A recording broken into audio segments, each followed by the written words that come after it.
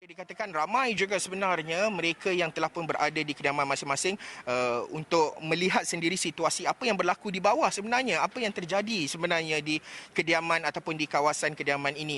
Ya, betul, kalau nak diikutkan dari segi jumlah yang dimaklumkan kepada media, terdapat 365 unit kediaman dan premis perniagaan di bangunan ini dengan melibatkan kira-kira 5,000 hingga 6,000 penghuni yang berada di kawasan ini. Ini baru kita bercakap berkenaan dengan dua buah bangunan ini. Tak masuk lagi kalau kita nak cakap dari segi kepadatan penduduk di sekitar Jalan Masjid India ini, termasuklah premis-premis perniagaan yang lain yang berada di sekitar ini.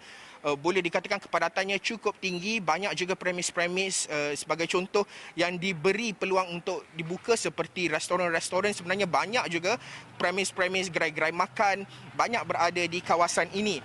Jadi saya percaya buat masa ini jelas kelihatan kalau nak diikutkan food court yang berada berdekatan dengan saya, iaitu food court, kalau nak dipanggil, iaitu food court Jalan Bunus, di sebelah kiri saya ini, merupakan antara food court yang boleh dikatakan agak popular juga, tetapi kesemua premis kedai makannya telah pun ditutup buat masa ini. Restoran-restoran juga ditutup. Malah saya difahamkan juga buat masa ini beberapa lagi keperluan-keperluan ataupun dari segi aktiviti perniagaan yang hanya dibenarkan adalah premis barangan keperluan di bangunan ini sahaja, iaitu ada sebuah pasaraya berdekatan dengan ini, dengan bangunan ini saya nampak masih lagi beroperasi seperti biasa, dan pastinya perincian lanjut akan saya kongsikan dalam buletin-buletin awani yang seterusnya, termasuklah dari segi aktiviti yang dilakukan oleh pihak Kementerian Kesihatan dari segi pengesanan kontak melibatkan mereka yang berada di kedua-dua buah bangunan yang berada di Selangor Mansion dan juga Melayan Mansion seperti yang dimaklumkan